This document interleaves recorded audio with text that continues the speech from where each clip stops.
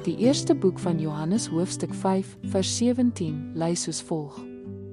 Alle ongeregtigheid is sonde, maar daar is sonde wat nie tot die dood lei nie.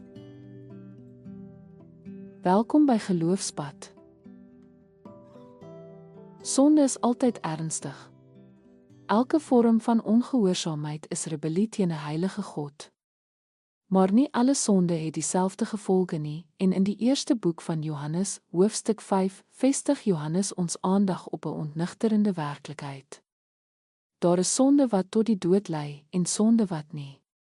Alhoewel dit 'n verwarrende gedeelte kan wees, is die boodskap uiteindelik een van versigtigheid, duidelikheid en deernis. Johannes skryf aan 'n verdeelde kerk, 'n gemeenskap wat worstel met konflik, valse leringe en mense wat van die waarheid afdwaal. Hy herinner hulle daaraan dat diegene wat werklik aan God behoort, in die lig wandel, nie in voortdurende sonde nie. Tog struikel selfs getroue gelowiges. En wanneer hulle dit doen, word ons geroep om te reageer, nie met oordeel nie, maar met gebed.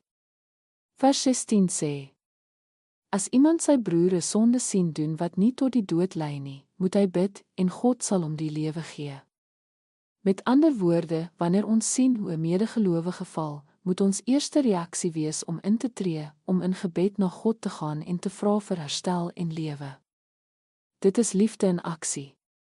Dit is wat dit beteken om vir die liggaam van Christus te sorg. Maar wat van die sonde wat tot die dood lei? Terwyl interpretasies verskil, wys die mees konsekwente begrip op doelbewuste, voortdurende verwerping van die geloof.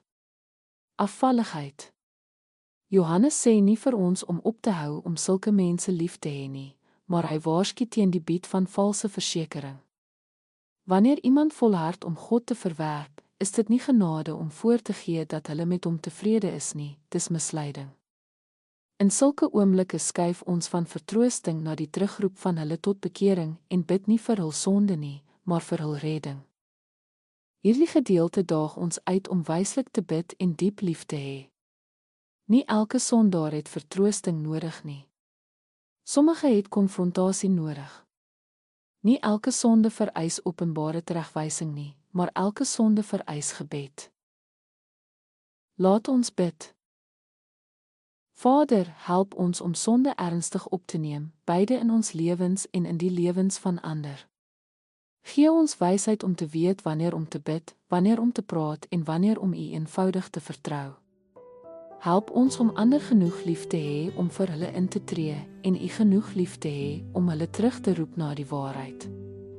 Dankie vir die genade wat herstel en die genade wat nooit val nie.